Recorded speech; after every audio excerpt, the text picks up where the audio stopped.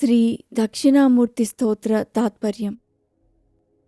పరమానంద స్వరూపుడు, మౌనంతో బ్రహ్మజ్ఞానాన్ని ప్రకటింపజేసేవాడు, యవ్వనంతో ప్రకాశవంతంగా ఉండేవాడు, జీవితానికి సంబంధించిన పరమసత్యాన్ని తెలిసిన మహారుషులచే పరివేష్టితుడు, నిత్యానందభరితుడు, ఆత్మసాక్షాత్కారంలో చిన్ముద్ర గుర్తుతో నవ్వుతున్న ముఖముతో అందరినీ ఆశీర్వదించే ఆ దక్షిణామూర్తికి నమస్కరిస్తున్నాను.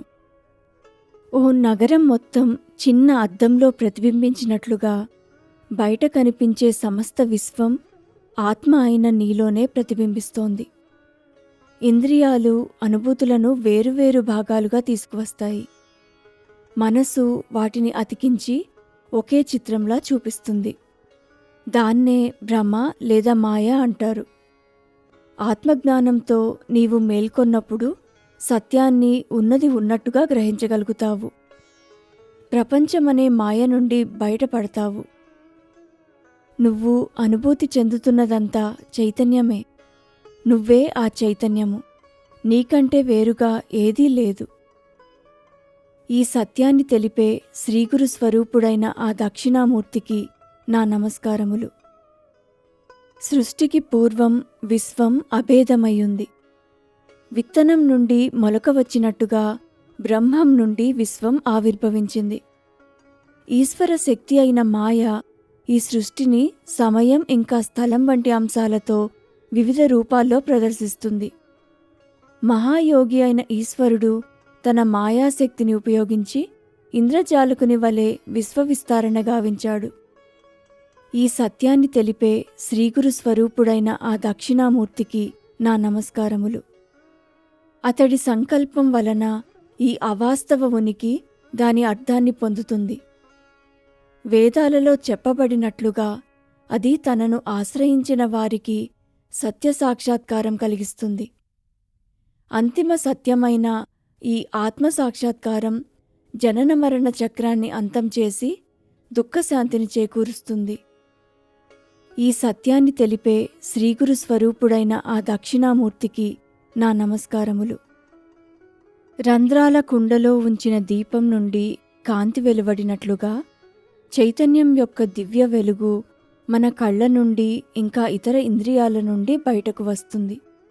దాని తేజస్సు ద్వారానే విశ్వంలోని ప్రతీదీ ప్రకాశిస్తుంది, ఇంకా వ్యక్తమవుతుంది. ఈ సత్యాన్ని తెలిపే శ్రీగురు స్వరూపుడైన ఆ దక్షిణామూర్తికి నా నమస్కారములు. ఈ శరీరం, ప్రాణం, ఇంద్రియాలు, ఈ చంచల బుద్ధి ఇంకా శూన్యత వంటి వాటిని తమ నిజమైన ఉనికిగా భావించేవారు అజ్ఞానులై ఉన్నారు. మూఢులు భ్రాంతులను నిజమని భావిస్తారు.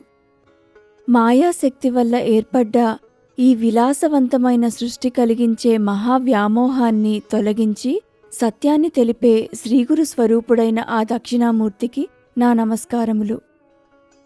గ్రహణ సమయంలో రాహువు చేత కప్పబడినా కూడా సూర్యుడు ఎప్పుడూ ఉన్నవాడే అని గ్రహణము తొలగిన తరువాత ఏ విధంగా తెలుస్తుందో, అలానే మాయాశక్తి చేత కప్పబడి ఉన్నవాడు ఆధ్యాత్మిక మేలుకొలుపు సమయంలో తన అస్తిత్వం ఎప్పుడూ ఉన్నదేనని తెలుసుకుంటాడు. గాఢ నిద్రలో ఇంద్రియాలు ఉపసంహరించబడినప్పుడు ఏర్పడ్డ శూన్యంలో శుద్ధ సత్వంగా ఉన్నవాడు మేల్కొన్నప్పుడు తను అదే శుద్ధ సత్వమని తెలుసుకుంటాడు. ఈ సత్యాన్ని తెలిపే శ్రీగురు స్వరూపుడైన ఆ దక్షిణామూర్తికి నా నమస్కారములు. శరీరానికి బాల్యం, యవ్వనం ఇంకా వృద్ధాప్యమనే దశలు వచ్చినప్పటికీ నేను ఉన్నాను అనే నీ అనుభూతిలో ఏ మార్పు ఉండదు.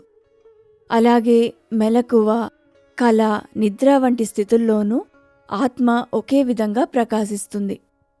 చూపుడు వేలును బొటనవేలుకు తాకించి చూపడంతో, అంటే చిన్ముద్రతో ఆత్మ ఇంకా పరమాత్మల ఏకత్వాన్ని సూచించిన శ్రీగురు స్వరూపుడైన ఆ దక్షిణామూర్తికి నా నమస్కారములు. విశ్వం కార్యకారణాలను చూపిస్తుంది.